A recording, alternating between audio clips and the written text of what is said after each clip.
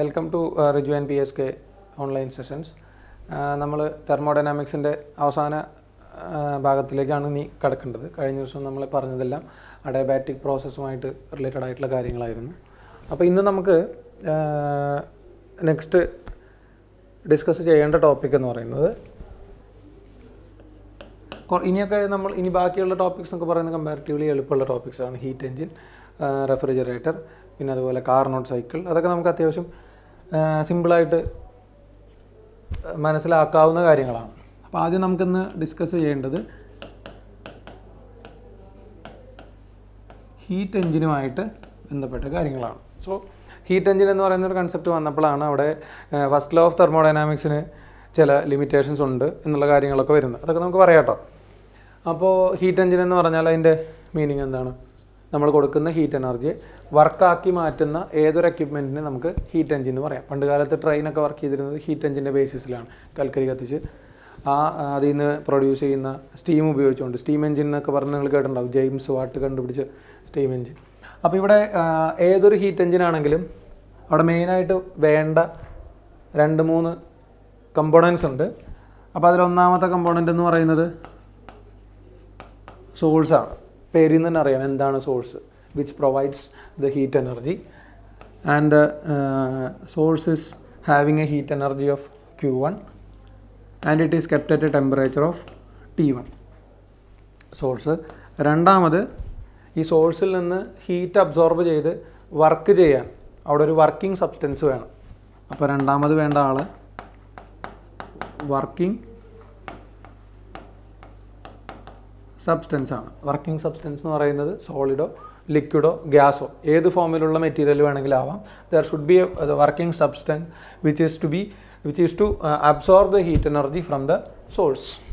ഇനി ഈ അബ്സോർബ് ചെയ്ത ഹീറ്റ് എനർജി മൊത്തം വർക്കാക്കി മാറ്റാൻ പറ്റില്ല. So there should be some exhaust. Q1 എന്ന് പറയുന്ന ഹീറ്റ് എനർജി, Q1 എന്ന് പറഞ്ഞ ഹീറ്റ് എനർജി സോഴ്സിൽ നിന്നും അബ്സോർബ് ചെയ്ത് ആ അബ്സോർബ് ചെയ്ത ഹീറ്റ് ഉപയോഗിച്ചുകൊണ്ട് വർക്ക് ചെയ്ത്, പക്ഷേ അബ്സോർബ് ചെയ്ത ഹീറ്റ് മൊത്തം വർക്കാക്കി മാറ്റാൻ പറ്റില്ല. കാരണം എഫിഷ്യൻസി ഒരിക്കലും എന്തല്ല 1 എന്ന് പറയുന്ന അല്ലെങ്കിൽ 100% എഫിഷ്യൻസി ക്രിയേറ്റ് ചെയ്യാൻ ആർക്കും പറ്റില്ല. അപ്പോൾ എടുത്ത ഹീറ്റ് മൊത്തം വർക്കായി മാറിയിട്ടില്ല. അപ്പോൾ കുറച്ച് ഹീറ്റ് അവിടെ എന്തായിട്ട് വരുന്നുണ്ട്? ബാലൻസ് ഹീറ്റായിട്ട് വരുന്നുണ്ട്. അപ്പോൾ ആ ഹീറ്റ് ബാലൻസ് വരുന്ന ഹീറ്റിനെ എന്ത് ചെയ്യണം? പുറത്തേക്ക് കളയണം. അപ്പോൾ പുറത്തേക്ക് കളയുക എന്ന് പറഞ്ഞാൽ അവിടെ ഒരു എക്സോസ്റ്റ് വേണം. ആ എക്സോസ്റ്റ് റീജിയനെ നമ്മൾ പറയുന്ന പേരാണ് എന്ത്? സിങ്ക്.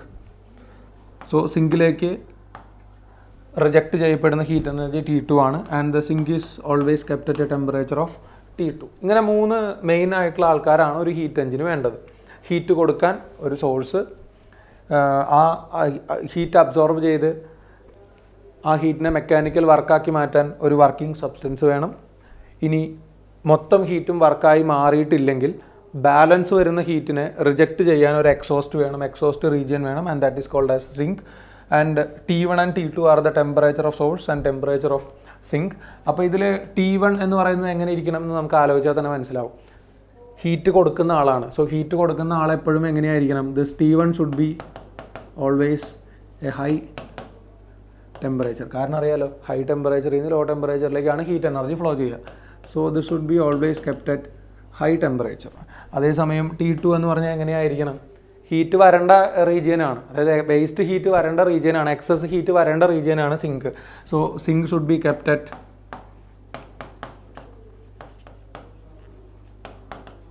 A low temperature. പിന്നെ വർക്കിംഗ് സബ്സ്റ്റൻസ് എന്ന് ഞാൻ നേരത്തെ പറഞ്ഞു, that can be a solid or liquid or gaseous substance which is able to perform. അതേ മാത്രമേ കണ്ടീഷൻ ഉള്ളൂ. Whatever be the state of matter, it should be able to absorb the heat energy and to perform the work.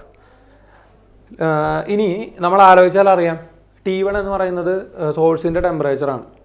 സോഴ്സിൽ നിന്ന് heat energy വന്നുകൊണ്ടേ ഇരിക്കുകയാണ്.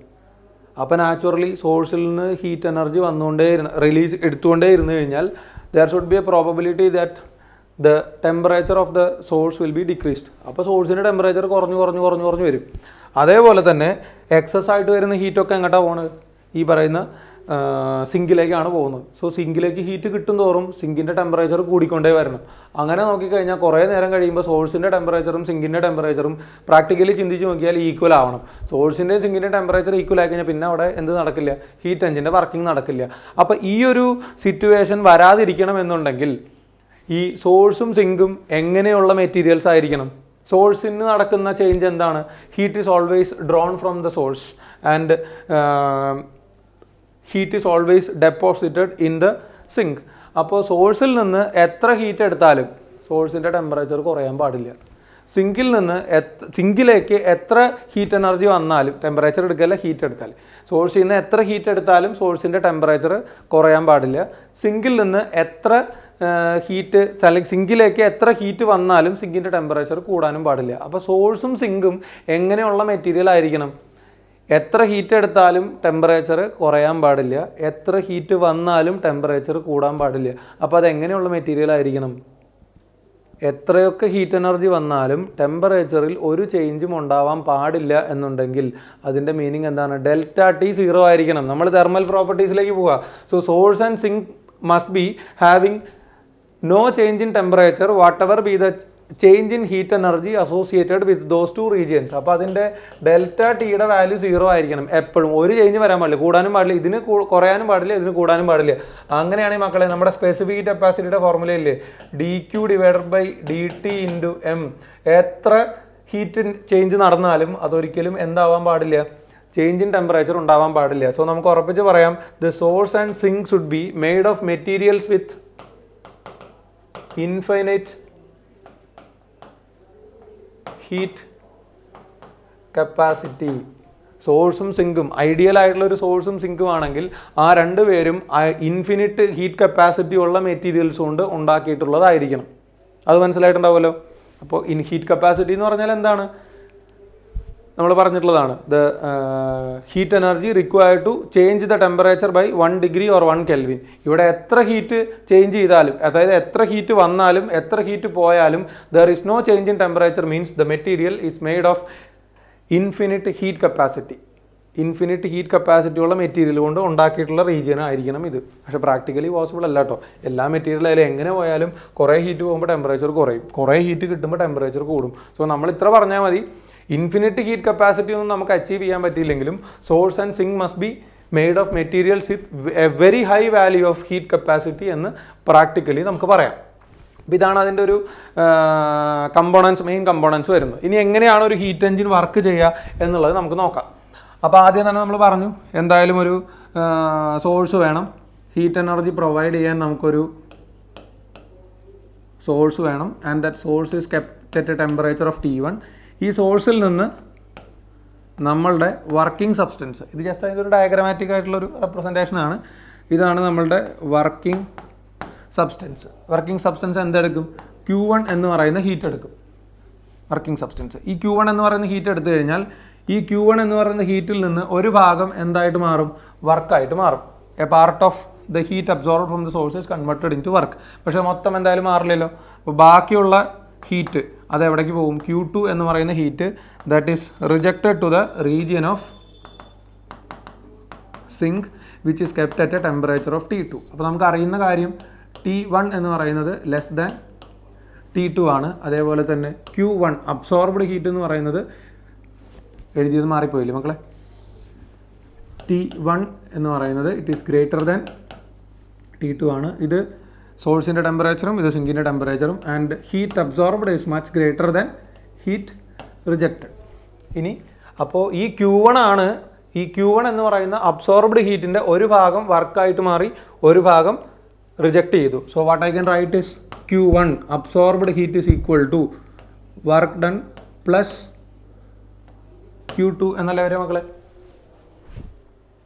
അപ്പോൾ എനിക്ക് total work done during this process is equal to Q1 minus Q2 എന്ന് എഴുതാലോ. Work done is equal to Q1 minus Q2. അങ്ങനെയാണെങ്കിൽ ഈ heat എഞ്ചിൻ്റെ എഫിഷ്യൻസി എന്ന് പറയുന്നത് എത്രയാണ്? Efficiency equal to output divided by input അല്ലേ. ഹീറ്റ് എഞ്ചിനിൽ നിന്ന് നിങ്ങൾ പ്രതീക്ഷിക്കുന്ന ഔട്ട്പുട്ട് എന്താണ്? അത് ചെയ്യുന്ന വർക്കല്ലേ. ആ വർക്ക് ചെയ്യാൻ വേണ്ടി നമ്മൾ കൊടുക്കുന്ന ഇൻപുട്ട് എന്താ? Heat energy. അതെത്രയാണ്? Q1 അല്ലേ. So I can simplify this equation as eta equal to ഡബ്ല്യുവിന് പകരം നമുക്ക് എന്ത് എഴുതാം, Q1 മൈനസ് Q2 എന്ന് എഴുതാം, divided by Q1. So this can be written as 1 minus Q2 divided by Q1 എന്ന് എഴുതാം. ഇത് സപ്പോസ് ഹീറ്റ് എനർജിയുടെ ഹീറ്റ് കണ്ടന്റ് എല്ലാ സമയത്തും തരണം എന്നില്ല. You may not be given the heat absorbed from the source and heat rejected to the sink. ചിലപ്പോൾ ഇതായിരിക്കും പറയുക, ടെമ്പറേച്ചർ ആയിരിക്കും നമ്മളോട് പറയുക, heat source is at a temperature of T1 and sink is at a temperature of T2. അങ്ങനെയാണ് തരുന്നതെങ്കിൽ നമുക്ക് ഇങ്ങനെയും എഴുതാൻ പറ്റും, eta is equal to the change in heat energy and the change in temperature are equal. So you can write as T1 minus T2 divided by T1 or it is equal to 1 minus T2 divided by T1. ഓർമ്മിക്കേണ്ട കാര്യം, പ്രത്യേകം ഓർമ്മിക്കേണ്ട കാര്യം, this eta is always less than 1. Eta is always less than 1 എന്ന് പറഞ്ഞാൽ നമ്മൾ absorb ചെയ്ത heat മൊത്തം എന്തായിട്ട് മാറില്ല, ഒരിക്കലും വർക്കായിട്ട് മാറില്ല. That means no engine can produce 100% efficiency. അപ്പോൾ ഇതാണ് ഹീറ്റ് എഞ്ചിനുമായിട്ട് ബന്ധപ്പെട്ട കാര്യങ്ങൾ. ഈ ഫോർമുല വളരെ ഇമ്പോർട്ടൻ്റ് ആണ്. കാര്യം ഇത് കാണുമ്പോൾ സിമ്പിളായിട്ട് തോന്നാമെങ്കിലും പലതവണ കണ്ടിന്യൂസ് ആയിട്ട് കോമ്പറ്റേറ്റീവ് എക്സാംസിന് ചോദിക്കുന്ന ഒരു റീജിയനാണ് ഈ പറയുന്ന ഹീറ്റ് എഞ്ചിൻ ആൻഡ് റെഫ്രിജറേറ്റർ എന്ന് പറയുന്നത്. റെഫ്രിജറേറ്റർ അത്ര ഇമ്പോർട്ടൻ്റ് ഇല്ല, heat engine is very important. Okay, മനസ്സിലായിട്ടുണ്ടാവുമെന്ന് വിചാരിക്കുന്നു. അപ്പോൾ മക്കളെ, നമ്മൾ ഇതുവരെ കണ്ടത് ഒരു തെർമോഡൈനാമിക്കൽ ഹീറ്റ് എഞ്ചിൻ്റെ എഫിഷ്യൻസി, അതിൻ്റെ വർക്കിംഗ്, അങ്ങനെയുള്ള കാര്യങ്ങളൊക്കെയാണ് കണ്ടത്. ആൻഡ് ഈ ഒരു ഹീറ്റ് എഞ്ചിൻ്റെ വർക്കിങ്ങിൽ നിന്നാണ് നമുക്കൊരു ഐഡിയ കിട്ടുന്നത്. ഒരു കാരണവശാലും നമുക്ക് 100% എഫിഷ്യൻസി ഉള്ള ഒരു ഹീറ്റ് എഞ്ചിൻ മാനുഫാക്ചർ ചെയ്യാന്ന് പറയുന്നത് പോസിബിൾ അല്ല എന്നുള്ളത്. ബട്ട് ഈ ഒരു ഹീറ്റ് എഞ്ചിൻ എന്ന് പറയുന്ന ഐഡിയ, അല്ലെങ്കിൽ ഹീറ്റ് എഞ്ചിൻ എന്ന് പറയുന്ന ഒരു സിസ്റ്റത്തിനെ പറ്റി പഠിക്കുമ്പോഴാണ് നമ്മൾ മനസ്സിലാക്കേണ്ടത് there is some disadvantages or there is some limitations for the first law of thermodynamics. നമുക്ക് ഫസ്റ്റ് ലോ ഓഫ് തെർമോഡൈനാമിക്സിൽ പറയുന്നത് എന്താണ്? ഒരു സിസ്റ്റത്തിലേക്ക് ഹീറ്റ് കൊടുത്താൽ ആ ഹീറ്റിൽ നിന്ന് ഒരു ഭാഗം വർക്കായിട്ട് മാറും, മറ്റേ ഭാഗം internal energy, change in internal energy ആയിട്ട് മാറും. ഇത്ര കാര്യമേ പറയുന്നുള്ളൂ. അപ്പോൾ ആ ഒരു സ്റ്റേറ്റ്മെൻറ്റിൽ നിന്ന് തന്നെ നമുക്ക് മനസ്സിലാക്കേണ്ടത്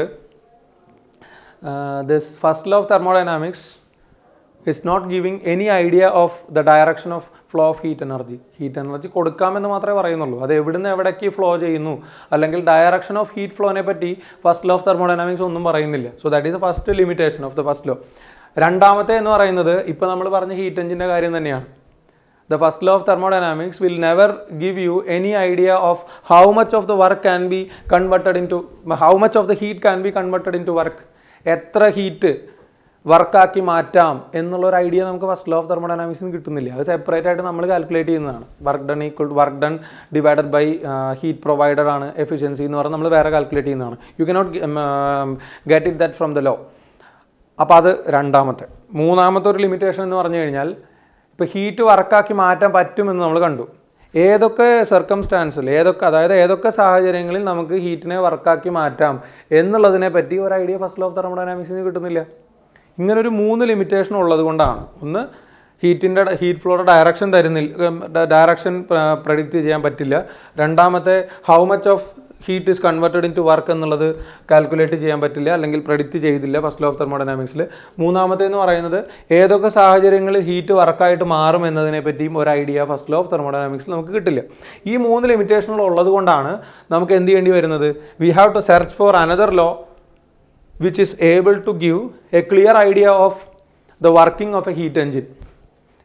എങ്ങനെ ഒരു ഹീറ്റ് എഞ്ചിന് വർക്ക് ചെയ്യാം, അല്ലെങ്കിൽ ഏതൊക്കെ സർക്കംസ്റ്റാൻസിൽ ഒരു ഹീറ്റ് എഞ്ചിൻ്റെ വർക്കിംഗ് പോസിബിൾ ആണ്, how much of the heat energy is converted into work, ഇങ്ങനെയുള്ള കാര്യങ്ങളൊക്കെ ക്വാണ്ടിറ്റേറ്റീവ് ആയിട്ട് ഡിറ്റർമിൻ ചെയ്യണം എന്നുള്ളൊരു സിറ്റുവേഷൻ വന്നപ്പോഴാണ് we were in search for another law which is called as a second law of thermodynamics. Second law of thermodynamics actually 2 സ്റ്റേറ്റ്മെൻറ്റുകളാണ്. ഞാൻ ആ സ്റ്റേറ്റ്മെൻറ്റുകൾ ഇവിടെ കാണിക്കുന്നില്ല, കാരണം ആ സ്റ്റേറ്റ്മെൻറ്റുകൾ കാണിച്ചു കഴിഞ്ഞാൽ നിങ്ങൾ പിന്നെ NCERT ടെക്സ്റ്റ് വായിക്കില്ല, ഇത് തന്നെ നോക്കിക്കൊണ്ടിരിക്കും. അപ്പോൾ അതുകൊണ്ട് NCERT ടെക്സ്റ്റ് പ്രത്യേക സ്പെസിഫിക് ആയിട്ട് എടുത്ത് വായിക്കണം. ആ സ്റ്റേറ്റ്മെൻറ്റ് എന്താണെന്ന് നിങ്ങൾ പ്രത്യേകിച്ചും +1 ബോർഡ് എക്സാമുള്ള ആൾക്കാർ അത് ബൈ ഹാർട്ട് ചെയ്തിരിക്കണം. കാരണം ഇവിടെ സെക്കൻഡ് ലോ ഓഫ് തെർമോഡൈനാമിക്സിന് 2 സ്റ്റേറ്റ്മെൻറ്റ് ഉണ്ട്. കെൽവിൻ പ്ലാങ്ക് സ്റ്റേറ്റ്മെൻറ്റും അതുപോലെ ക്ലോഷി സ്റ്റേറ്റ്മെൻറ്റും. ആ സ്റ്റേറ്റ്മെൻറ്റ് ചോദിച്ചു കഴിഞ്ഞാൽ അതേപോലെ തന്നെ എഴുതണം. നിങ്ങളുടെ സെൻറ്റൻസിൽ എഴുതാൻ പാടില്ല what is the statement given by Kelvin and Planck should be written. അല്ലാതെ നിങ്ങളുടേതായിട്ടുള്ള സെൻറ്റൻസ് എഴുതി കഴിഞ്ഞാൽ മാർക്ക് കിട്ടില്ല കേട്ടോ അവിടെ. അപ്പോൾ 2 സ്റ്റേറ്റ്മെൻറ്റുകളാണ് സെക്കൻഡ് ലോ ഓഫ് തെർമോഡൈനാമിക്സിനുള്ളത്. അതിൽ ഒന്നാമത്തെ കെൽവിൻ പ്ലാങ്ക് സ്റ്റേറ്റ്മെൻ്റ് ആണ്. അത് പറയുന്നതാണ് നിങ്ങൾക്ക് ഐഡിയ മനസ്സിലുണ്ടെങ്കിൽ പിന്നെ ആ ഒരു സ്റ്റേറ്റ്മെൻറ്റുകൾ മറന്നു പോകില്ല. ഐഡിയ എന്ന് വെച്ച് കഴിഞ്ഞാൽ എന്താണ്? മൊത്തം ഹീറ്റും വർക്കാക്കി മാറ്റാൻ പറ്റില്ല. എടുത്ത ഹീറ്റിൽ ഒരു ഫ്രാക്ഷൻ മാത്രമേ നമുക്ക് എന്താക്കി മാറ്റാൻ പറ്റുള്ളൂ, വർക്കാക്കി മാറ്റാൻ പറ്റുള്ളൂ. അതാണ് ഐഡിയ.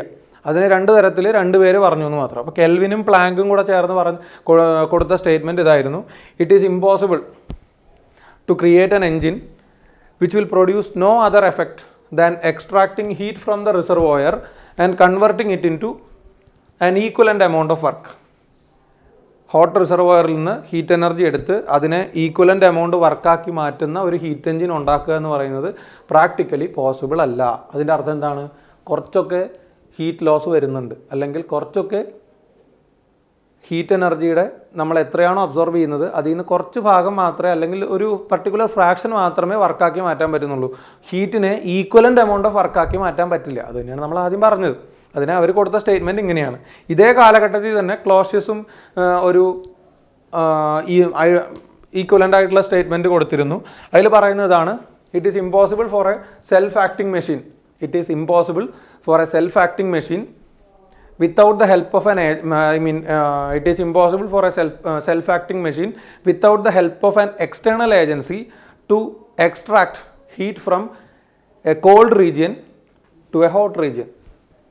ഒന്നുകൂടെ ഞാൻ പറയാം: it is impossible for a self acting machine without the help of an external agency to extract heat from a cold region and transfer it into a hot region. എന്ന് പറഞ്ഞാൽ സാധാരണ ഹീറ്റിൻ്റെ natural flow എങ്ങനെയാണ്? Hot റീജിയനിൽ നിന്ന് cold റീജിയനിലേക്കാണ് heat എനർജിയുടെ flow വരുന്നത്. അപ്പോൾ അത് നാച്ചുറൽ ഫ്ലോ ഓഫ് ഹീറ്റാണ്. അപ്പോൾ ചൂട് കൂടിയ സ്ഥലത്ത് നിന്ന് ചൂട് കുറഞ്ഞ സ്ഥലത്തേക്കാണ് ഹീറ്റ് എനർജിയുടെ സാധാരണ flow, natural convection of heat വരുന്നത്. ഇവിടെ പറയുന്നത് എന്താണ്? കോൾഡ് റീജിയനിൽ നിന്ന് ഹോട്ട് റീജിയനിലേക്ക് ഹീറ്റ് എനർജിയെ ട്രാൻസ്ഫർ ചെയ്യാൻ ഒരു എക്സ്റ്റേണൽ ഏജൻസിയുടെ സഹായമില്ലാതെ പറ്റില്ല എന്നാണ് പറയുന്നത്. അതിൻ്റെ എക്സാമ്പിളാണ് നമ്മുടെ റെഫ്രിജറേറ്റർ. ഫ്രിഡ്ജിൽ എവിടുന്ന കോൾഡ് റീജിയനിൽ നിന്നാണ് ഹോട്ട് റീജിയനിലേക്ക് ഹീറ്റ് എനർജി പുറത്തേക്ക് വരുന്നത്. ഫ്രിഡ്ജ് എന്ന് പറയുന്ന ഒരു കോൾഡ് റീജിയൻ അല്ലേ? ആ കോൾഡ് റീജിയനിൽ നിന്ന് ഹീറ്റ് എനർജി, എക്സസ് ആയിട്ട് വരുന്ന ഹീറ്റ് എനർജിയാണ് പുറത്തേക്ക് വരുന്നത്. അങ്ങനെയാണല്ലോ കൂളിംഗ് എന്ന് പറയുന്ന പ്രോസസ്സ് അവിടെ നടക്കുന്നത്. അവിടെ ഹോട്ട് റീജിയൻ എന്ന് പറഞ്ഞാൽ ഏതാണ്? നമ്മുടെ മുറിയാണ്. കോൾഡ് റീജിയൻ എന്ന് പറഞ്ഞാൽ ഏതാണ്? ഫ്രിഡ്ജിൻ്റെ ഇൻസൈഡാണ്. സോ ഫ്രിഡ്ജിൻ്റെ ഇൻസൈഡിലുള്ള എക്സസ് ഹീറ്റ് എനർജി അബ്സോർബ് ചെയ്ത് അതിനെ എങ്ങോട്ട് കളയാണ്? പുറത്തേക്ക് കളയാണ്. അത് നടക്കുന്നത് എന്തുകൊണ്ടാണ്? കറണ്ട് ഉള്ളതുകൊണ്ടാണ്. സ്വിച്ച് ഓഫ് ചെയ്തിട്ട് കഴിഞ്ഞാൽ ഫ്രിഡ്ജിൽ നിന്ന് പുറത്തേക്ക് ഹീറ്റ് എനർജി വരില്ല. അതാണ് ക്ലോസ് സ്റ്റേറ്റ്മെൻറ്റിൽ പറയുന്നത്. It is impossible for a self acting machine without the help of an external agency to extract heat energy from a cold region and transfer it into a hot region. രണ്ടും ഒന്ന് തന്നെയാണ് ഉദ്ദേശിക്കുന്നത്. Okay, അപ്പോൾ ഇങ്ങനെ 2 സ്റ്റേറ്റ്മെൻറ്റുകളാണ് നമ്മളുടെ second law of തെർമോഡൈനാമിക്സിനുള്ളത്. പിന്നെ second law of thermodynamics എന്ന് പറയുമ്പോൾ it supports the idea of reversible process. Reversible process എന്ന് പറഞ്ഞാൽ എന്താ?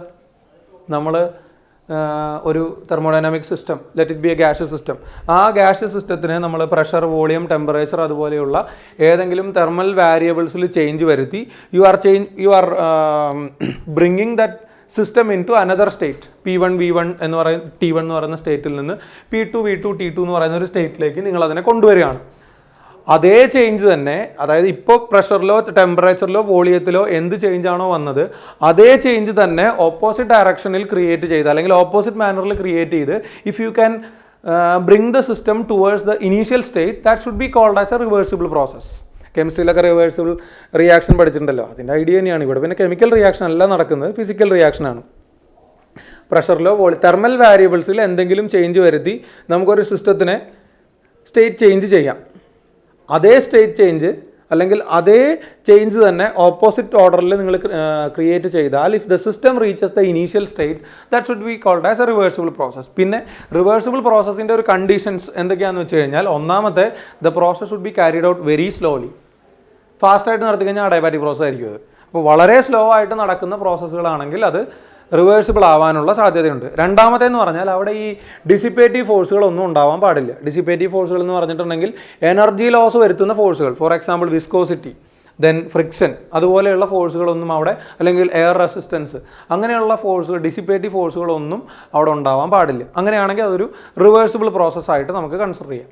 ഓക്കെ, ഈ എന്താ പറയുക, സഡനായിട്ട് ഒരു ഗ്യാസ് എക്സ്പാൻഡ് ചെയ്ത് പോവുക, ബലൂണൊക്കെ പൊട്ടിത്തെറിക്കുക, അല്ലെങ്കിൽ ഇരുമ്പ് തുരുമ്പിച്ച് പോവുക, അതൊക്കെ ഇറിവേഴ്സിബിൾ പ്രോസസ്സുകളാണ്. അതേസമയം ഒരു ഗ്യാസിനെ നമ്മൾ ഐസോതെർമലി കംപ്രസ് ചെയ്യുന്നു, അല്ലെങ്കിൽ അതിനെ ഐസോതെർമലി എക്സ്പാൻഡ് ചെയ്യുന്നു, അതൊക്കെ എന്ന് പറഞ്ഞാൽ എന്താണ്, ഐസോതെർമൽ പ്രോസസ്സുകളൊക്കെ നമുക്ക് റിവേഴ്സിബിൾ ആക്കി മാറ്റാൻ പറ്റും. Because isothermal process are always happening very slowly. Okay, അപ്പോൾ ഇതാണ് റിവേഴ്സിബിൾ പ്രോസസ്സുകളെ പറ്റിയുള്ളൊരു ഐഡിയ. ഈ ഒരു ഐഡിയ നമുക്ക് കിട്ടുന്നതും, അല്ലെങ്കിൽ ആ ഐഡിയയ്ക്ക് ആ റിവേഴ്സിബിൾ പ്രോസസ്സ് എന്ന് പറയുന്ന ഐഡിയനെ എൻഫോഴ്സ് ചെയ്യുന്നതും നമ്മുടെ സെക്കൻഡ് ലോ ഓഫ് തെർമോഡൈനാമിക്സ് ആണ്. ഓക്കെ, അപ്പോൾ ഇനി സെക്കൻഡ് ലോ ഓഫ് തെർമോഡൈനാമിക്സിനെ ബേസ് ചെയ്തുകൊണ്ട് നമ്മൾ പറയുന്നു, ഇപ്പോൾ നമ്മൾ ഹീറ്റ് എഞ്ചിൻ്റെ കാര്യം പറഞ്ഞല്ലോ. ഈ ഹീറ്റ് എഞ്ചിൻ എന്ന് പറയുന്നത് ഹീറ്റിനെ വർക്കാക്കി മാറ്റുന്ന ഒരു സിസ്റ്റമാണ്. അവിടെ ഹീറ്റ് ഒരിക്കലും 100% വർക്കായി മാറില്ല. അപ്പോൾ നമുക്ക് അവിടെ ഒരു ഇമാജിനറി കൺസെപ്റ്റ് വിചാരിക്കാം. അതായത് മൊത്തം ഹീറ്റും വർക്കാക്കി മാറ്റുന്ന ഒരു എൻജിൻ നമ്മൾ ക്രിയേറ്റ് ചെയ്തു. That is an imaginary concept. നമുക്ക് ഒരിക്കലും അങ്ങനെ ഉണ്ടാക്കാൻ പറ്റില്ല. അപ്പോൾ നമ്മൾ വിചാരിക്കുകയാണ് മൊത്തം ഹീറ്റും വർക്കാക്കി മാറ്റുന്ന ഒരു ഇമാജിനറി എൻജിൻ. ആ ഇമാജിനറി എൻജിൻ വർക്ക് ചെയ്യുന്നത് ഒരു സൈക്ലിക് പ്രോസസ്സിലൂടെയാണ്. അതിനെയാണ് നമ്മൾ കാർനോട്ട് എൻജിൻ എന്ന് വിളിക്കുക. അല്ലെങ്കിൽ ആ ഇമാജിനറി തെർമോഡൈനാമിക് സൈക്കിളിനെയാണ് കാർനോട്ട് സൈക്കിൾ എന്ന് വിളിക്കുക. Carnot cycle. അപ്പോൾ എന്താണ് കാർനോട്ട് എൻജിൻ എന്ന് ചോദിച്ചു കഴിഞ്ഞാൽ, സാധാരണ ഭാഷയിൽ നമ്മൾ പറയുകയാണെങ്കിൽ, നമ്മളൊരു പാത്രത്തിൽ കുറച്ച് വെള്ളം ചൂടാക്കുകയാണ്. അങ്ങനെയാണെങ്കിൽ അവിടെ നമുക്കറിയാം, പ്രാക്ടിക്കൽ കേസിലാണെങ്കിൽ പാത്രം ചൂടാക്കി കഴിഞ്ഞാൽ പാത്രവും ചൂടാവും, വെള്ളവും ചൂടാവും, അതിന് സറൗണ്ടിങ് ആയിട്ടുള്ള എയറും ചൂടാവും, due to conduction and convection and all. നമ്മൾ കഴിഞ്ഞ ചാപ്റ്ററിൽ കണ്ടതാണ്.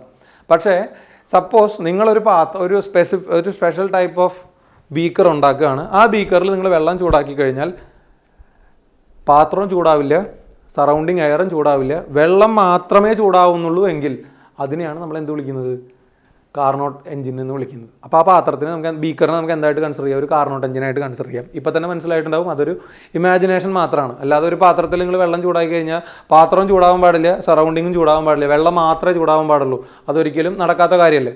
അപ്പോൾ അങ്ങനെ ഒരു ഐഡിയൽ ആയിട്ടുള്ള അല്ലെങ്കിൽ ഒരു ഇമാജിനറി ആയിട്ടുള്ള കൺസെപ്റ്റാണ് ഈ പറയുന്ന കാർനോട്ട് എഞ്ചിൻ അല്ലെങ്കിൽ കാർനോട്ട് സൈക്കിൾ എന്ന് പറയുന്നത്. അപ്പോൾ കാർനോട്ട് സൈക്കിൾ എന്ന് പറഞ്ഞാൽ actually it involves 4 different processes, 2 expansions and 2 compressions. ആ 2 എക്സ്പാൻഷനും 2 കംപ്രഷനും നടക്കുന്നതിൻ്റെ ഫലമായിട്ട് ഏത് സ്റ്റേറ്റിൽ നിന്നാണോ അത് തുടങ്ങിയത് അതേ സ്റ്റേറ്റിലേക്ക് തന്നെ ആ സിസ്റ്റം തിരിച്ചെത്തും. And that graph involves the change in volume with respect to the change in pressure. അപ്പോൾ നമുക്ക് എന്താണ് കാർനോട്ട് സൈക്കിൾ നടക്കുന്നത് എന്ന് നോക്കാം.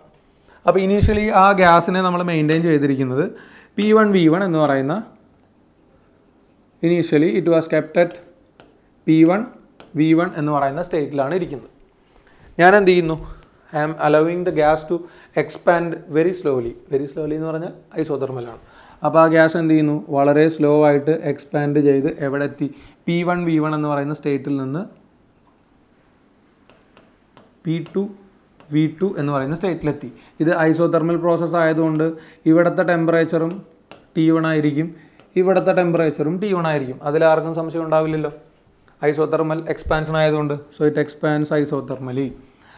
അപ്പോൾ ഒരു എക്സ്പാൻഷൻ കഴിഞ്ഞു. ഇത് ഐസോതെർമൽ എക്സ്പാൻഷനാണ്. ഞാൻ എന്ത് ചെയ്യാണ്, ഇപ്പോൾ സ്ലോ ആയിട്ടല്ലേ എക്സ്പാൻഡ് ചെയ്ത ഗ്യാസ്, ഇനി ഞാൻ ഗ്യാസിനെ എക്സ്പാൻഡ് ചെയ്യാൻ പെർമിറ്റ് ചെയ്യാണ്. ഇനിയും എക്സ്പാൻഷൻ നടക്കുന്നത്, ഇതുവരെ നടന്ന എക്സ്പാൻഷൻ വളരെ സ്ലോ ആയിട്ടാണെങ്കിൽ now I am allowing the gas to expand suddenly means it should be an adiabatic expansion. അപ്പോൾ അത് അടുത്ത് എക്സ്പാൻഡ് ചെയ്യുന്നത് വളരെ സഡൻ ആയിട്ടാണ്. സഡൻ എക്സ്പാൻഷൻ അഡയബാറ്റിക് ആണ്. അഡയബാറ്റിക് ആണെങ്കിൽ the slope of the curve will be much greater than isothermal. അപ്പോൾ നമുക്ക് അടുത്ത് നടക്കുന്ന എക്സ്പാൻഷൻ വളരെ ഫാസ്റ്റ് ആയതുകൊണ്ട് ഇതുപോലത്തെ ഒരു കർവ് ആയിരിക്കും കിട്ടുന്നത്.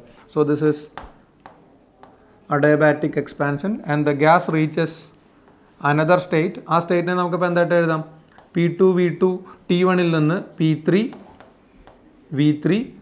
അഡയബാറ്റിക്കലി എക്സ്പാൻഡ് ചെയ്ത് കഴിഞ്ഞാൽ the gas will result in cooling. So there will be a change in temperature and temperature changes to T2. അവിടെ മക്കളെ ഓർമ്മിക്കേണ്ട ഒരേ ഒരു കാര്യം, T1 എന്ന് പറയുന്നത് ഗ്രേറ്റർ ദാൻ T2 ആണ്. കാരണം T1ൽ നിന്ന് രണ്ടാമത്തെ സ്റ്റേറ്റിൽ നിന്ന് മൂന്നാമത്തെ സ്റ്റേറ്റിലേക്ക് വന്നപ്പോൾ ഗ്യാസ് എക്സ്പാൻഷനാണ് നടന്നത്, അഡയബാറ്റിക് എക്സ്പാൻഷനാണ്. Adiabatic expansion always result in cooling because of the change in decrease in the internal energy. അപ്പോൾ ഇൻറ്റേർണൽ എനർജി കുറഞ്ഞതുകൊണ്ട് T1 എന്ന് പറയുന്ന ടെമ്പറേച്ചറിനേക്കാൾ കുറവായിരിക്കും T2. ഓക്കെ, അതങ്ങനെ. പക്ഷേ ഈ എക്സ്പാൻഷനിൽ ചേഞ്ച് ഇൻ ടെമ്പറേച്ചർ ഉണ്ടാവില്ല. കാരണം അത് എന്ത് എക്സ്പാൻഷനാണ്? ഐസോ തെർമൽ എക്സ്പാൻഷനാണ്. അപ്പോൾ 2 എക്സ്പാൻഷൻസ് കംപ്ലീറ്റ് ആയി. 2 എക്സ്പാൻഷൻ നടന്നു കഴിഞ്ഞാൽ ഇനി നടക്കേണ്ടത് എന്താണ്?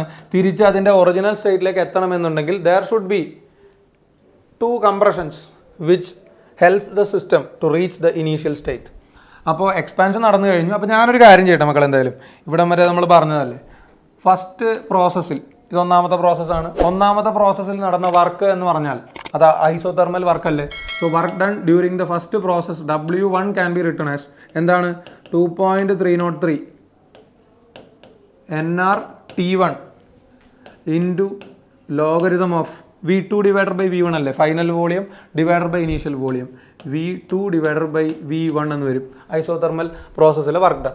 രണ്ടാമത്തെ പ്രോസസ്സ് എന്ന് പറഞ്ഞാൽ അഡയബാറ്റിക് എക്സ്പാൻഷൻ ആണ്. അപ്പോൾ അതിൽ നടന്ന വർക്ക് എന്ന് പറഞ്ഞാൽ ദാറ്റ് ഈസ് ഇപ്പം തന്നെ കഴിഞ്ഞ ദിവസം ഡിറൈവ് ചെയ്തല്ലേ നമ്മൾ. അപ്പോൾ എന്ത് വരും? NR divided by γ-1 into expansion ആണ്. So it is T1 minus T2. ഈ 2 വർക്കുകളും എന്ത് വർക്കാണ് മക്കളെ? ബോത്ത് ആർ ഓഫ് എക്സ്പാൻഷൻ വർക്കാണ്. എക്സ്പാൻഷൻ വർക്കാണെങ്കിൽ ആ 2 വർക്കുകളെ നമ്മൾ എന്തായിട്ട് കൺസിഡർ ചെയ്യണം? പോസിറ്റീവായിട്ട് കൺസിഡർ ചെയ്യണം. എക്സ്പാൻഷൻ വർക്ക് പോസിറ്റീവാണ് because of increase in volume. ഇനി ഇതേപോലെ തന്നെ ഇനി 2 നടക്കുന്നില്ലേ? എക്സ്പാൻഷൻ വർക്കിൻ്റെ കാര്യം കഴിഞ്ഞു. ഇനി നമുക്ക് നടക്കേണ്ടത് എന്താണ്? 2 കംപ്രഷൻസ് ആണ്. ആ 2 കംപ്രഷൻസ് എങ്ങനെ നടക്കുന്ന നോക്കാം. ഈ ഒരു സ്റ്റേറ്റിൽ നിന്ന് I am compressing the gas isothermally, അല്ലെങ്കിൽ ഞാൻ ആ ഗ്യാസിനെ സ്ലോ ആയിട്ട് കംപ്രസ് ചെയ്യാം. സ്ലോ ആയിട്ട് കംപ്രസ് ചെയ്യുക എന്ന് പറഞ്ഞാൽ ഇങ്ങനെ. ഡയഗ്രാം ഒന്നുകൂടെ ഒന്ന് വൃത്തിയാക്കാം. I am compressing the gas slowly like this. എൻ്റെ ഭംഗിയില്ല അല്ലേ? ഒരു പരിധി വരെ എന്നെ കൊണ്ട് ഭംഗി വരുത്താൻ പറ്റുള്ളൂ. ഇങ്ങനെ പറ്റേ മതി, ഇത്ര ഭംഗിയൊക്കെ മതി. So I am compressing the gas isothermally. കംപ്രഷനാണെന്ന് ആ ഡയഗ്രാം കണ്ട് ആരോ മാർക്ക് കണ്ട് കഴിഞ്ഞാൽ ഇൻഡിക്കേറ്റർ ഡയഗ്രാം കണ്ടാൽ മനസ്സിലാവുമല്ലോ നിങ്ങൾക്ക്. So I am compressing the gas from P3 T2 to P4 V4. Temperature എത്രയാണ്? ഐസോതെർമൽ കംപ്രഷനാണ്. So there is no change in temperature. T2 തന്നെയാണ്. അപ്പോൾ കംപ്രസ് ചെയ്തു. അപ്പോൾ എന്നാൽ നമുക്ക് അതിൻ്റെ ഒപ്പം തന്നെ വർക്ക് എഴുതി പോവാം. മൂന്നാമത്തെ പ്രോസസ്സിൽ വർക്ക് ഡൺ എത്ര വരും മക്കളെ? W3 ഈക്വൽ ടു ഐസോതെർമൽ അല്ലേ. So 2.303 NR. ടെമ്പറേച്ചർ എത്രയാണ് ഇതിൻ്റെ?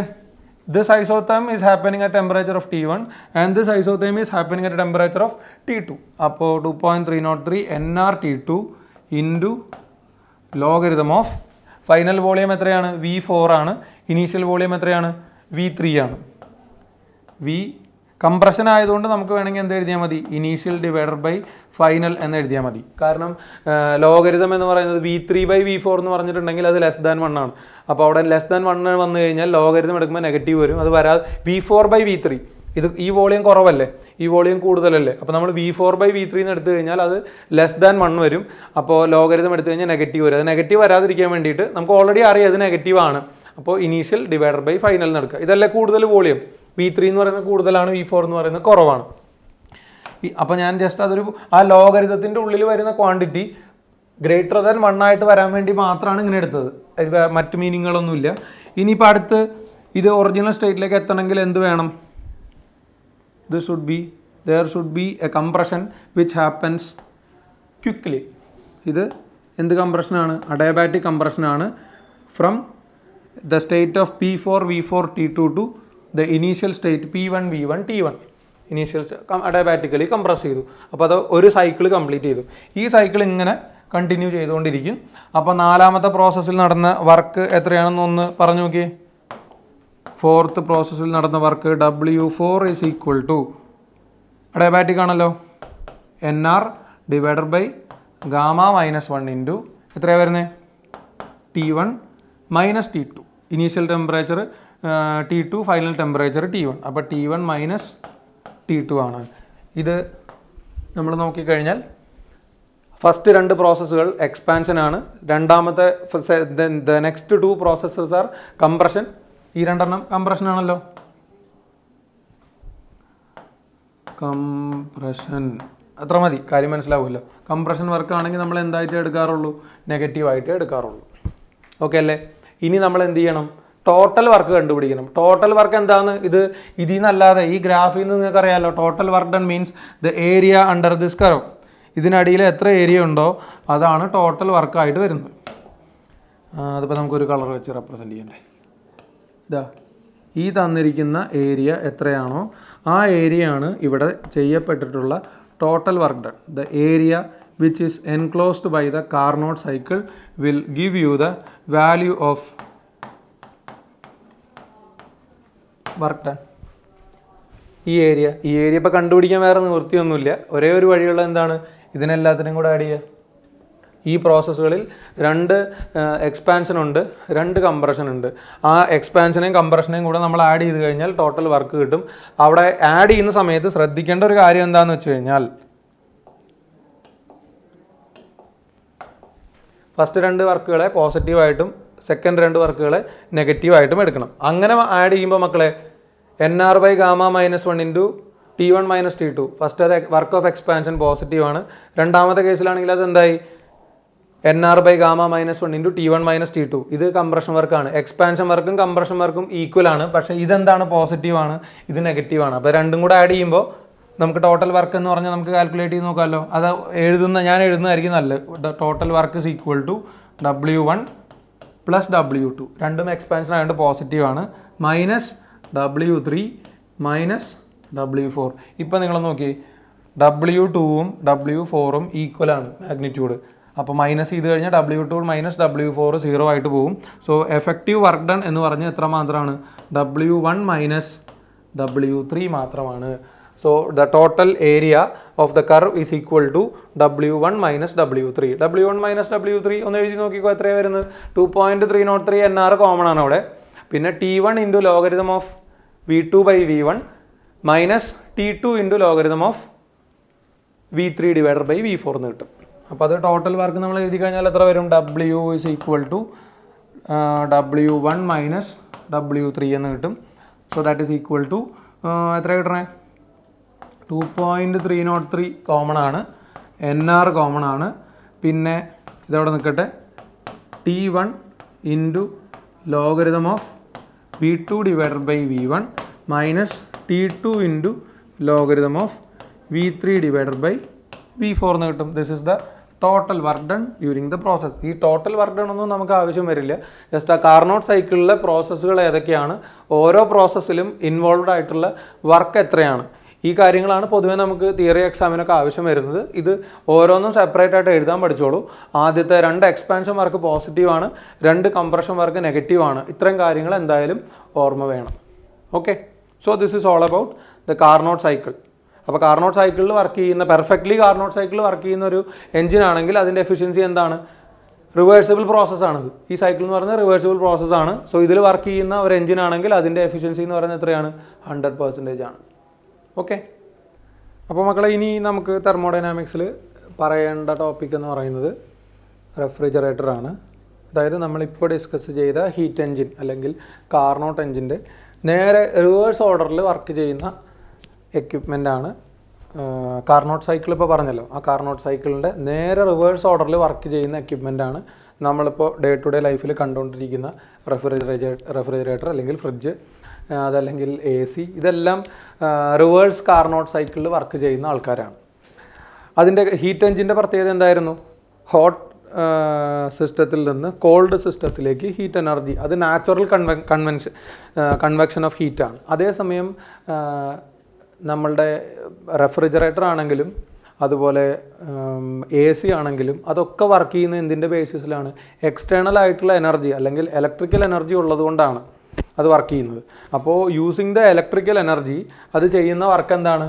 കോൾഡ് സിസ്റ്റത്തിൽ നിന്ന്. ഇപ്പോൾ ഈ റൂമിനകത്ത് AC വർക്ക് ചെയ്യുമ്പോൾ ഇവിടെ ജനറേറ്റ് ആവുന്ന ഹീറ്റ് എനർജിയെ മൊത്തം അബ്സോർബ് ചെയ്ത് അതിനെങ്ങോട്ട് കളയാണ്? പുറത്തേക്ക് കളയാണ് ചെയ്യുന്നത്. സോ ഔട്ട്സൈഡ് ദിസ് റൂം എന്ന് പറയുന്നത് ഹൈ ടെമ്പറേച്ചറും ഇൻസൈഡ് ദിസ് റൂം എന്ന് പറയുന്നത് ലോ ടെമ്പറേച്ചറുമാണ്. So using that external energy low ടെമ്പറേച്ചറിൽ നിന്ന് ഹൈ ടെമ്പറേച്ചറിലേക്ക് ഹീറ്റ് എനർജിയെ ട്രാൻസ്ഫർ ചെയ്യുകയാണ് ചെയ്യുന്നത്. That is given by the Clausius statement of second law of thermodynamics. ഇത് തന്നെയല്ലേ ഫ്രിഡ്ജിൽ നടക്കുന്നത്. ഫ്രിഡ്ജിനകത്ത് നിന്ന് പുറത്തേക്കാണ് എക്സസ് ഹീറ്റ് എനർജി വരുന്നത്. ലോ ടെമ്പറേച്ചറിൽ നിന്ന് ഹൈ ടെമ്പറേച്ചറിലേക്കാണ് അവിടെ ഹീറ്റ് എനർജി ട്രാൻസ്ഫർ ചെയ്യുന്നത്. ഫ്രിഡ്ജിനകത്ത് നമ്മൾ വെച്ചിട്ടുള്ള ഫുഡ് മെറ്റീരിയൽസിൽ നിന്ന് ഹീറ്റ് എനർജി അബ്സോർബ് ചെയ്ത് ആ ഹീറ്റ് എനർജിയെ പുറത്തേക്ക് കളയുകയാണ് ചെയ്യുന്നത്. അതാണ് ഫ്രിഡ്ജിൻ്റെ ആണെങ്കിലും വർക്ക് വരുന്നത്.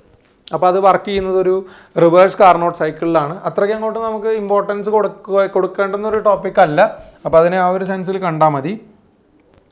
അപ്പോൾ നമ്മൾ റെഫ്രിജറേറ്ററിൻ്റെ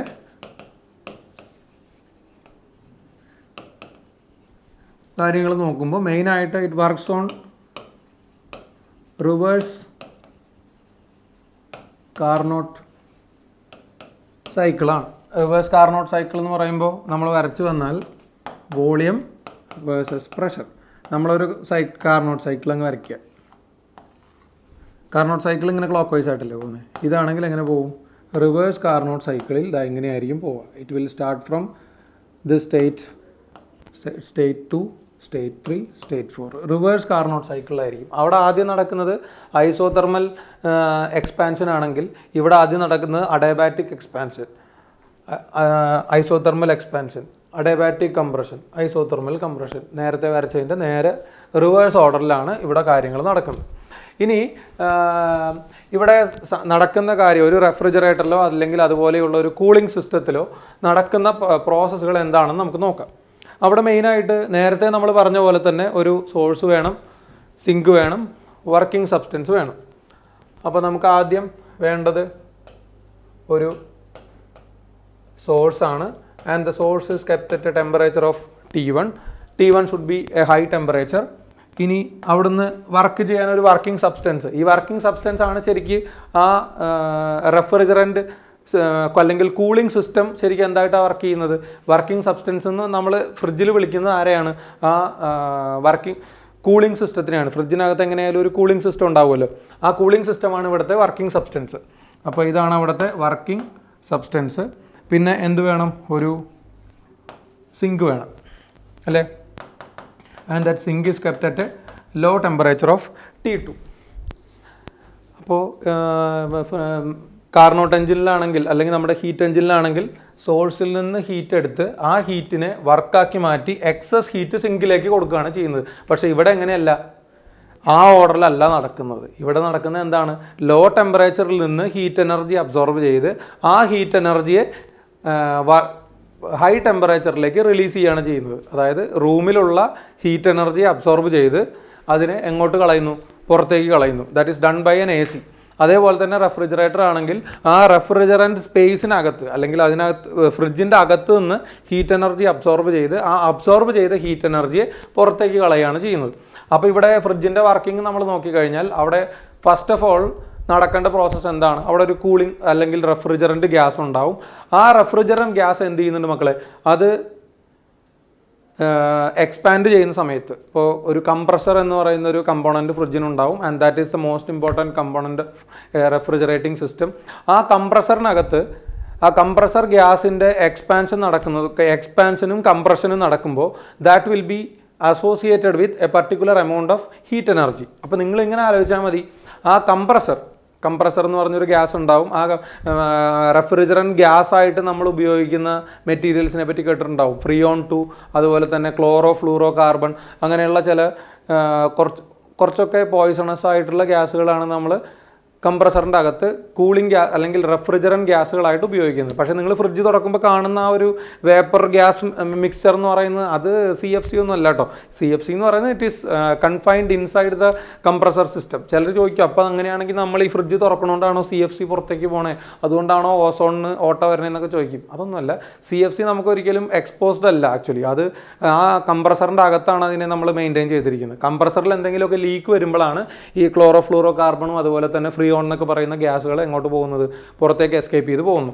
അപ്പോൾ ഈ കംപ്രസർ ഗ്യാസിൻ്റെ എക്സ്പാൻഷൻ നടക്കുന്ന സമയത്ത് അല്ലെങ്കിൽ കംപ്രഷൻ നടക്കുന്ന സമയത്ത് it will produce A particular amount of heat energy. അപ്പോൾ നടക്കുന്നത് എന്താണെന്ന് വെച്ച് കഴിഞ്ഞാൽ ഈ കംപ്രസർ ഗ്യാസിനെ സറൗണ്ട് ചെയ്തുകൊണ്ട്, മനസ്സിലാക്കിക്കോളൂ, കംപ്രസറിനെ സറൗണ്ട് ചെയ്തുകൊണ്ട് there will be a particular amount of vapour. അപ്പോൾ കംപ്രസർ ഗ്യാസ് സഡനായിട്ട് എക്സ്പാൻഡ് ചെയ്ത് കഴിഞ്ഞാൽ അപ്പോൾ ആദ്യം നടക്കുന്ന പ്രോസസ്സ് 1 നിന്ന് 2ലേക്കാണ്. സോ ഇനീഷ്യലി ആ കംപ്രസർ ഗ്യാസ് സഡനായിട്ട് എക്സ്പാൻഡ് ചെയ്യും. സഡനായിട്ട് എക്സ്പാൻഡ് ചെയ്ത് കഴിഞ്ഞിട്ടുണ്ടെങ്കിൽ ദാറ്റ് വിൽ ആ സഡൻ എക്സ്പാൻഷൻ എന്ന് പറയുന്നത് it will be always associated with a cooling. Expansion നടന്നാൽ expansion always result in cooling and compression always result in heating. അപ്പോൾ ഈ കംപ്രസർ ഗ്യാസ് സഡനായിട്ട് എക്സ്പാൻഡ് ചെയ്തു. അപ്പോൾ സഡനായിട്ട് എക്സ്പാൻഡ് ചെയ്ത് കഴിഞ്ഞിട്ടുണ്ടെങ്കിൽ അതെന്തായിട്ട് മാറി? അവിടുത്തെ ഹീറ്റ് എനർജി കുറഞ്ഞു. ആ ഹീറ്റ് എനർജി മൊത്തം എങ്ങോട്ടേക്ക് റിലീസ് ചെയ്തിട്ടുണ്ടാവും. എക്സ്പാൻഷൻ നടക്കുന്ന സമയത്ത് കുറച്ച് ഹീറ്റ് എനർജി റിലീസ് ചെയ്യണം. ആ ഹീറ്റ് എനർജി റിലീസ് ചെയ്ത ഹീറ്റ് എനർജിയെ ആര് അബ്സോർബ് ചെയ്തിട്ടുണ്ടാവും? അതിനെ സറൗണ്ട് ചെയ്ത് നിൽക്കുന്ന വേപ്പർ, അതായത് വെള്ളത്തിൻ്റെ തന്നെ വേപ്പർ അബ്സോർബ് ചെയ്തിട്ടുണ്ടാവും. സോ വേപ്പർ ഹീറ്റ് അബ്സോർബ് ചെയ്ത് കഴിഞ്ഞാൽ കുറച്ച് വേപ്പർ എന്തായിട്ട് മാറും? ലിക്വിഡായിട്ട് മാറും. അങ്ങനെ ഈ ലിക്വിഡ് വേപ്പർ മിക്സ്ചറാണ് ശരിക്കും എങ്ങോട്ടേക്ക് എൻ്റർ ചെയ്യുന്നത്? നമ്മൾ കാണുന്ന ഫ്രിഡ്ജിൻ്റെ റെഫ്രിജറൻറ്റ് സ്പേസിലേക്ക് എൻ്റർ ചെയ്യുന്നത് ഈ ലിക്വിഡും ഗ്യാസും, അതായത് വെള്ളത്തിൻ്റെയും വേപ്പറിൻ്റെയും ഒരു മിക്സ്ചറാണ് എങ്ങോട്ടേക്ക് എൻ്റർ ചെയ്യുന്നത്? റെഫ്രിജറൻറ്റ് സ്പേസിലേക്ക് എൻ്റർ ചെയ്യുന്നത്. And in that refrigerant space ഈ ലിക്വിഡ് വേപ്പർ മിക്സ്ചർ എന്ത് ചെയ്യും? അല്ലെങ്കിൽ വാട്ടർ ആൻഡ് വേപ്പർ മിക്സ്ചർ എന്ത് ചെയ്യും? നമ്മളവിടെ വെച്ചിട്ടുള്ള ഫുഡ് ഐറ്റംസിൽ നിന്നൊക്കെ ഹീറ്റ് എനർജി അബ്സോർബ് ചെയ്യും. അപ്പോൾ ഹീറ്റ് എനർജി എവിടെ നിന്നാണ് അബ്സോർബ് ചെയ്യുന്നത്? ലോ ടെമ്പറേച്ചറിൽ നിന്നാണ് ഹീറ്റ് എനർജി അബ്സോർബ് ചെയ്യുന്നത്. So it absorbs a heat energy of Q2 from the region which is kept at low temperature. അപ്പോൾ Q2 എന്ന് പറയുന്ന ഹീറ്റ് അബ്സോർബ് ചെയ്തു. ആ Q2 എന്ന് പറയുന്ന ഹീറ്റ് അബ്സോർബ് ചെയ്ത് കഴിഞ്ഞാൽ അത് അവിടെ തന്നെ കാണുക. നിങ്ങൾ ഫ്രിഡ്ജ് തുറക്കുന്ന സമയത്ത് കുറേ ഹീറ്റ് പുറത്തേക്ക് പോകുന്നുണ്ടാവും. അല്ലെങ്കിൽ കുറേ നേരം നിങ്ങളൊരു കാര്യമില്ല, രാത്രി ഫ്രിഡ്ജ് ഓഫ് ചെയ്തിട്ട് രാവിലെ തുറന്ന് നോക്കി, അവിടെ നിന്ന് കൂളിംഗ് അല്ല വരിക, ഹീറ്റിംഗ് എഫക്റ്റാണ് വരിക. കാരണം ആ ലിക്വിഡ് വേപ്പർ മിക്സ്ചർ എന്ത് അബ്സോർബ് ചെയ്തിട്ടുണ്ട്? ഹീറ്റ് എനർജി അബ്സോർബ് ചെയ്തിട്ടുണ്ട്. ആ അബ്സോർബ് ചെയ്ത ഹീറ്റ് എനർജിയാണ് പിറ്റേ ദിവസം രാവിലെ നിങ്ങൾ ഫ്രിഡ്ജ് തുറക്കുമ്പോൾ പുറത്തേക്ക് വരുന്നത്. അത്രയും നേരം ഓഫായി കിടക്കുകയായിരുന്നു, അതിന് പുറത്തേക്ക് പോകാൻ വേറെ വഴിയില്ല. അപ്പോൾ ലോ ടെമ്പറേച്ചറിലുള്ള റെഫ്രിജറൻറ്റ് സ്പേസിൽ നിന്ന് ഹീറ്റ് എനർജി അബ്സോർബ് ചെയ്തു. ആ ഹീറ്റ് എനർജി അബ്സോർബ് ചെയ്ത് കഴിഞ്ഞാൽ നമ്മൾ ഉടനെ എന്ത് ചെയ്യണം? ആ ഗ്യാസിനെ തിരിച്ച് കംപ്രസ് ചെയ്യണം. അപ്പോൾ ആ ഗ്യാസിനെ തിരിച്ച് കംപ്രസ് ചെയ്ത് നമ്മളതിനെ എങ്ങോട്ട് കൊണ്ടുപോയി? ഫ്രിഡ്ജിൻ്റെ ആ റെഫ്രിജറൻറ്റ് സ്പേസിൻ്റെ ഉള്ളിലേക്ക് കൊണ്ടുപോയി കഴിഞ്ഞാൽ പിന്നെ നമ്മുടെ ആവശ്യം എന്താണ്? തിരിച്ച് ഈ ഗ്യാസ് ഈ ലിക്വിഡ് വേപ്പർ മിക്സ്ചർ തിരിച്ചിനി അങ്ങോട്ട് പോകണം. കണ്ടിന്യൂസ് ആയിട്ട് എന്ത് നടന്നുകൊണ്ടിരിക്കണം? ഈ കൂളിംഗ് നടന്നുകൊണ്ടിരിക്കണം. So initially it was allowed to expand isothermally, then it is allowed to expand initially it was allowed to expand adiabatically. അത് കഴിഞ്ഞ് അഡയബാറ്റിക് എക്സ്പാൻഷൻ കഴിഞ്ഞാൽ പിന്നെ അടുത്ത് നടക്കുന്ന എന്താണ്? ഒരു ഐസോതെർമൽ എക്സ്പാൻഷൻ ആണ്. അപ്പോൾ ഈ രണ്ട് എക്സ്പാൻഷൻ നടന്നു കഴിയുമ്പോഴേക്കും അത് എങ്ങോട്ടേക്ക് വന്നിട്ടുണ്ടാവും? നമ്മൾ കാണുന്ന ഫ്രിഡ്ജിൻ്റെ സ്പേസിലേക്ക് വന്ന് അവിടെ നിങ്ങൾ വെച്ചിട്ടുള്ള ഫുഡ് ഐറ്റംസിൽ നിന്ന് ഹീറ്റ് എനർജി എല്ലാം അബ്സോർബ് ചെയ്ത് കഴിഞ്ഞിട്ടുണ്ടാവും. ഇനി നമ്മളുടെ ആവശ്യം എന്താണ്? ആ ഹീറ്റ് എനർജി അബ്സോർബ് ചെയ്ത ആ ഹോട്ട് വേപ്പർ ലിക്വിഡ് മിക്സ്ചറിനെ തിരിച്ചെങ്ങോട്ടേക്ക് കൊണ്ടുപോകണം? ഫ്രിഡ്ജിനകത്തേക്ക് കൊണ്ടുപോകണം. എന്നിട്ട് അത് അബ്സോർബ് ചെയ്ത ഹീറ്റ് എനർജിയെ മൊത്തം എങ്ങോട്ട് കളയണം? അത് വേസ്റ്റ് ഹീറ്റ് അല്ലേ, അതിനെ പുറത്തേക്ക് കളയണം, അതായത് റൂമിലേക്ക്, സറൗണ്ടിങ്ങിലേക്ക് കളയണം. അപ്പോൾ അതിനുവേണ്ടി എന്ത് ചെയ്യേണ്ടി വരും? There should be a work done to compress the gas. ഇപ്പോൾ ഫ്രിഡ്ജിൻ്റെ അകത്താണ് നിൽക്കണേ ആ ലിക്വിഡ് വേപ്പർ മിക്സ്ചറൊക്കെ, അതിപ്പോൾ ഹീറ്റൊക്കെ അബ്സോർബ് ചെയ്ത് അങ്ങനെ നിൽക്കുകയാണ്. അതിനെ തിരിച്ച് ഫ്രിഡ്ജിൻ്റെ അകത്തേക്ക് കംപ്രസ് ചെയ്യാൻ നമുക്ക് എന്ത് വേണ്ടി വരും? ഇലക്ട്രിക്കൽ വർക്ക് വേണ്ടി വരും. So this work is done by electricity. അതുകൊണ്ടാണ് ഇലക്ട്രിസിറ്റി ഇല്ലാത്ത ഫ്രിഡ്ജ് വർക്ക് ചെയ്യില്ല എന്ന് പറയാൻ കാരണം. രാത്രി നിങ്ങൾ ഓഫ് ചെയ്തിട്ട് കഴിഞ്ഞാൽ അത്രയും നേരം അത് അബ്സോർബ് ചെയ്ത ഹീറ്റ് മൊത്തം അവിടെ തന്നെ നിൽക്കും. അതിനെ തിരിച്ച് പുറത്തേക്ക് റിമൂവ് ചെയ്യാൻ, പുറത്തേക്ക് ഇജക്റ്റ് ചെയ്യാൻ വേണ്ടി പവറില്ല. പിറ്റേ ദിവസം നിങ്ങൾ രാവിലെ ഫ്രിഡ്ജ് ഓൺ ചെയ്ത് കഴിഞ്ഞാൽ ഓഫായിരിക്കുകയാണ് അത്ര നേരം. അത്ര നേരം അബ്സോർബ് ചെയ്ത ഹീറ്റ് മൊത്തം പുറത്തേക്ക് വരും. അതുകൊണ്ടാണ് നമുക്ക് ആദ്യം ഒരു ചൂട് ഫീൽ ചെയ്യുന്നത്. അപ്പോൾ ഇതിനെ കംപ്രസ് ചെയ്യാനുള്ള വർക്ക്, അതായത് it will be for the third process it will be compressed adiabatically. ആ അഡയബാറ്റിക് കംപ്രഷൻ നടത്തുന്നെങ്കിൽ അവിടെ ആര് വേണം? ഇലക്ട്രിസിറ്റി വേണം.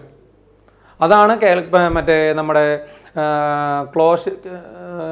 ക്ലോഷ് സ്റ്റേറ്റ്മെന്റിൽ പറയുന്നത്. It is impossible for a self acting machine without the help of an external agency to convert the heat energy from low temperature to, അല്ലെങ്കിൽ convert the heat energy from low temperature to high temperature. ഇവിടെ low ടെമ്പറേച്ചറിൽ നിന്നാണ് heat absorb ചെയ്യുന്നത്.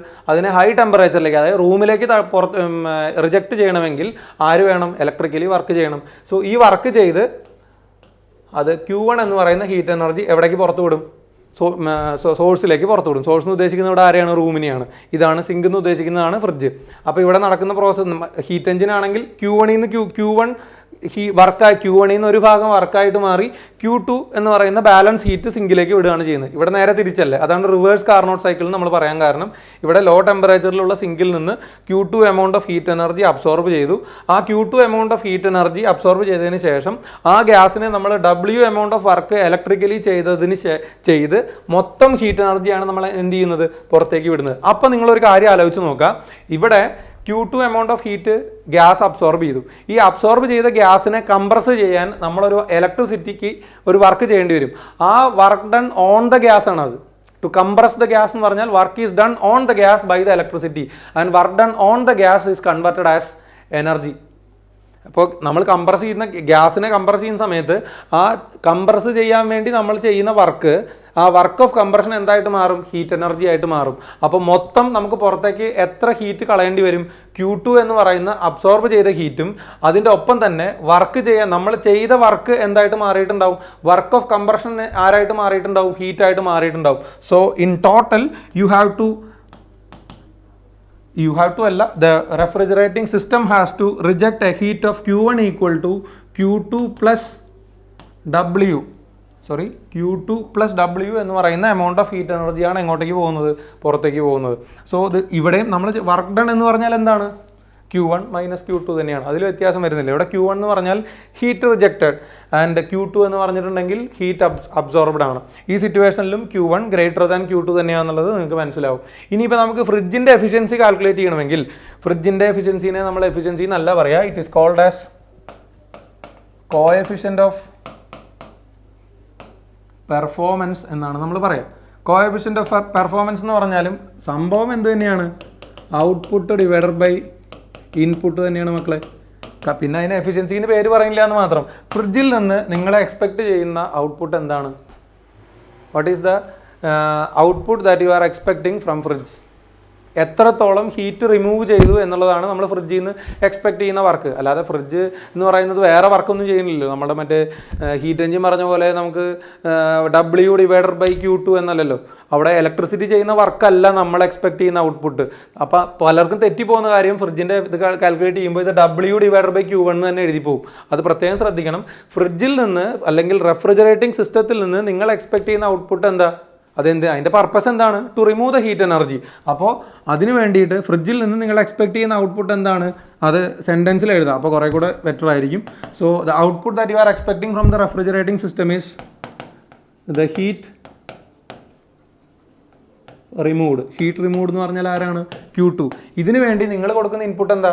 അവിടെ heat അല്ല ഇൻപുട്ടായിട്ട് കൊടുക്കുന്നത്, നമ്മൾ ഇലക്ട്രിസിറ്റിയാണ് ഇൻപുട്ടായിട്ട് കൊടുക്കുന്നത്. So heat removed divided by work done for removal of heat. ഇത് ആര് ചെയ്യുന്ന വർക്കാണ്? ഇലക്ട്രിസിറ്റി ചെയ്യുന്ന വർക്കാണ്. സോ നമുക്ക് എന്താ എഴുതാം? Coefficient of performance beta equal to Q2 divided by W, അല്ലെങ്കിൽ Q2 divided by Q1 minus Q2 എന്ന് എഴുതാം, അല്ലെങ്കിൽ T2 divided by T1 minus T2 എന്നും എഴുതാം. And one more thing, the value of beta is always greater than 1. നമ്മൾ ഫ്രിഡ്ജിൽ 3 star 4 star ഒക്കെ ഉദ്ദേശിക്കുന്നില്ലേ? ആ 3 സ്റ്റാർ 4 സ്റ്റാർ എന്നൊക്കെ സൂചിപ്പിക്കുന്നത് ഈ പറയുന്ന ബീറ്റയാണ്. സോ നമ്മളോട് പറയാണ് ഒരു എക്സാമ്പിൾ, ജസ്റ്റ് ആൻ എക്സാമ്പിൾ നിങ്ങളോട് പറയുന്നത്, ഒരു ഫ്രിഡ്ജിൻ്റെ ബീറ്റ ഫാക്ടർ എന്ന് പറയുന്നത്, കോഎഫിഷ്യൻ്റ് ഓഫ് പെർഫോമൻസ് എന്ന് പറയുന്നത് 5 ആണ് എന്ന് പറഞ്ഞിട്ടുണ്ട്. അതിൻ്റെ മീനിങ് എന്താ? What is the meaning of beta equal to 5? Heat removed divided by work done for removal എന്ന് പറയുന്നത് 5 ആണ്. അതിൻ്റെ അർത്ഥം 5 ജൂള് ഹീറ്റ് റിമൂവ് ചെയ്യാൻ ഇലക്ട്രിസിറ്റിക്ക് 1 ജൂള് വർക്ക് ചെയ്താൽ മതി. അതല്ല അതിൻ്റെ മീനിങ്. അതായത് അവിടെ ഫ്രിഡ്ജ് ചെയ്യുന്ന വർക്കിൻ്റെ അല്ലെങ്കിൽ ഇലക്ട്രിസിറ്റി ചെയ്യുന്ന വർക്കിൻ്റെ 5 മടങ്ങ് ഹീറ്റ് അവിടെ റിമൂവ് ചെയ്യും. That means it is A very efficient refrigerating system. Okay, ഇതിപ്പോൾ ബീറ്റയുടെ വാല്യൂ 1 എന്ന് പറഞ്ഞതിൻ്റെ മീനിങ് എന്താ? എത്ര വർക്ക് ഇലക്ട്രിസിറ്റി ചെയ്യുന്നുണ്ടോ അത്രയും ഹീറ്റ് മാത്രമേ അവിടെ നിന്ന് റിമൂവ് ചെയ്യുന്നുള്ളൂ. 10 ജൂൾ വർക്ക് ഇലക്ട്രിസിറ്റി ചെയ്താൽ 10 ജൂൾ ഹീറ്റ് റിമൂവ് ചെയ്യുന്നുള്ളൂ. പക്ഷേ ബീറ്റ ഈക്വൽ ടു 5 അല്ലെങ്കിൽ ബീറ്റ ഈക്വൽ ടു 10 എന്നൊക്കെ പറഞ്ഞാൽ അതിൻ്റെ മീനിങ് എന്താ? ഇലക്ട്രിസിറ്റി ചെയ്യുന്ന വർക്കിൻ്റെ ബീറ്റ ഈക്വൽ ടു 10 എന്ന് പറഞ്ഞാൽ ഇലക്ട്രിസിറ്റി ചെയ്യുന്ന വർക്കിൻ്റെ 10 മടങ്ങ് ഒരു electricity particular amount of work ചെയ്താൽ അതിൻ്റെ 10 മടങ്ങ് ഹീറ്റ് അവിടെ നിന്ന് റിമൂവ് ചെയ്തിട്ടുണ്ടാവും. സോ ബീറ്റയുടെ വാല്യൂ എപ്പോഴും ഗ്രേറ്റർ ദാൻ 1 ആണ്. It is working on reversible Carnot cycle. ഇതൊക്കെയാണ് നമുക്ക് പൊതുവെ ഹീറ്റ് എഞ്ചിനിലും റെഫ്രിജറേറ്ററിലും അറിഞ്ഞിരിക്കേണ്ട കാര്യങ്ങൾ. എസ്പെഷ്യലി ഇത് ന്യൂമറിക്കൽ ക്വസ്റ്റ്യൻസിനാണ് ആവശ്യം വരാറുള്ളത്. ബോർഡ് എക്സാമിനാണെങ്കിലും കമ്പാരിറ്റീവ് വളരെ റെയർ ആയിട്ട് ചോദിക്കുന്ന ഒരു ടോപ്പിക്കാണ്. അതിൻ്റെ ഇക്വേഷൻസും എഫിഷ്യൻസി കാൽക്കുലേറ്റ് ചെയ്യുന്നതും ബീറ്റ കാൽക്കുലേറ്റ് ചെയ്യുന്നതൊക്കെ വരാറുണ്ട്. ഓക്കെ, ഇനി as A continuation of this chapter നമുക്കിനി കാണേണ്ടത് കൈനറ്റിക് തിയറി ഓഫ് ഗ്യാസസ് ആണ്. ഇതുമായിട്ട് റിലേറ്റഡ് ആണ്, അല്ലെങ്കിൽ ഇതിൻ്റെ തന്നെ ഒരു കണ്ടിന്യൂവേഷൻ ആണ്. അതായത് നമ്മൾ ഇത്ര പറഞ്ഞതിന് ശേഷം ഇനി നമ്മൾക്ക് ബിഹേവിയർ ഓഫ് ഗ്യാസസിനെ പറ്റിയാണ് പറയാനുള്ളത്. ഗ്യാസുകളുടെ മോളിക്കുലർ ക്യാരക്ടറിസ്റ്റിക്സിനെ പറ്റിയും അല്ലെങ്കിൽ അതിൻ്റെ ബിഹേവിയറിനെ പറ്റിയും ഒക്കെയാണ് നമുക്ക് ഇനി ഡിസ്കസ് ചെയ്യാനുള്ളത്. That we will discuss in the next class as A separate chapter. നിങ്ങളുടെ NCERT ടെക്സ്റ്റിൽ അത് സെപ്പറേറ്റ് ചാപ്റ്റർ ആയിട്ടാണല്ലോ കൊടുത്തിട്ടുള്ളത്, കൈനറ്റിക് തിയറി ഓഫ് ഗ്യാസ്. ഞാൻ പൊതുവെ ഇത് ഒന്നിച്ചാണ് എടുക്കാറുള്ളതെങ്കിലും NCERT സ്റ്റിക്ക് ഓൺ ചെയ്യുന്നത് കൊണ്ട് മാത്രം ഈ തെർമോഡൈനാമിക്സിൽ ഇത്രയും കാര്യങ്ങളിൽ നിർത്തുകയാണ്. നമുക്കിനി അടുത്ത ചാപ്റ്റർ നമുക്ക് കൈനറ്റിക് തിയറി ഓഫ് ഗ്യാസസിൽ നമുക്ക് അടുത്ത ദിവസം സ്റ്റാർട്ട് ചെയ്യാം, അല്ലെങ്കിൽ അതിൻ്റെ ഡീറ്റെയിൽ കാര്യങ്ങളൊക്കെ അപ്പോൾ പറയാം. Okay, thank you.